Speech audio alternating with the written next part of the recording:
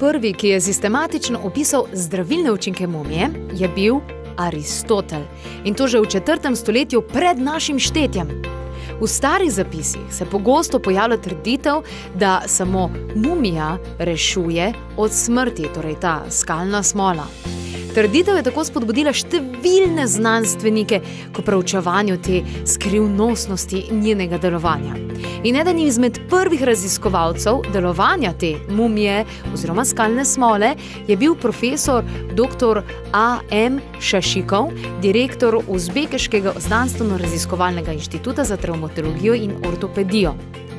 Ugotovil je, da je preparat izjemno učinkovit, saj znatno skrajša čas celjenja kosti in tkiv pri zlomih. Ugotovil je tudi, da preprečuje mutacijske procese v organizmu.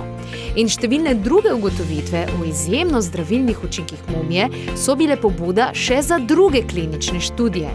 Tako je dr. Abdurahmanov pričel s raziskavami, s študijami pri kostnih zlomih, želodčnih razjedah, radikulitusu, opeklinah, trofičnih razjedah in notranjih boleznih. Leta 1970 so z mumijo oziroma smolo, altajsko smolo, pričeli zdraviti tudi tromboflebitis globokih ven z odmerkom 0,3 grama dnevno skozi 10 dni.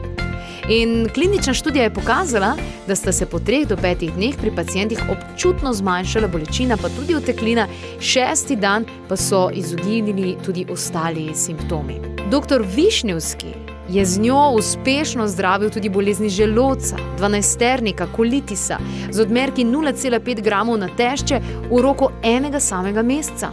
In leta 1972 je na Pjatigorskem inštitutu potekal drugi simpozij o mumiji, na katerem so bile predstavljene številne znanstvene študije o zdravljenju bolezni perifernega živčnega sistema in boleznih, ki so posledica možganskih okvar. Uzbekistansko ministrstvo za zdravje je potem leta 1978 organiziralo tretji simpozij o mumiji, na katerem pa so razpravljali o vprašanju vključitve mumije med ostala zdravila.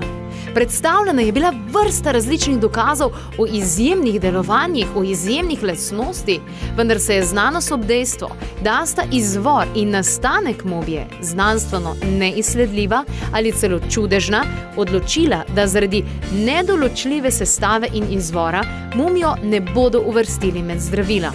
Izvor je namreč še vedno skrivnost in sprožilo je veliko ugibanje o njenem nastanku.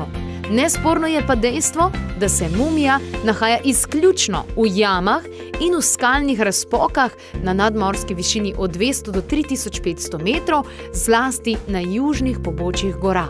Dolgoletne klinične študije zajemajo torej zlome, zvine, udarce, opekline, rane na želodcu, črevesju, dvanajsterniku, vnetnih bolezni prebavil, sečil, vnetnih boleznih dihal, nizkem stanju imunskega sistema, kožnih boleznih, depresiji, pomanjkanju energije, libida, težav s plodnostjo pri moških in pri ženskah, onkoloških boleznih, alergijah, gnojnih ranah, poškodbah, hemoroidih, vnetih notranjega ušesa, boleznih perifernih živčnih snopov, hrbtenice, krvavitev, bolezni ženskih spolnih organov, parodontozi, revmatizmu.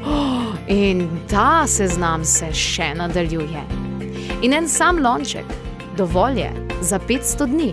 Saj je čar mumije ravno v tem, da se jo užije tako zelo malo. Zgolj kapljica, solza, eno na dan je že dovolj.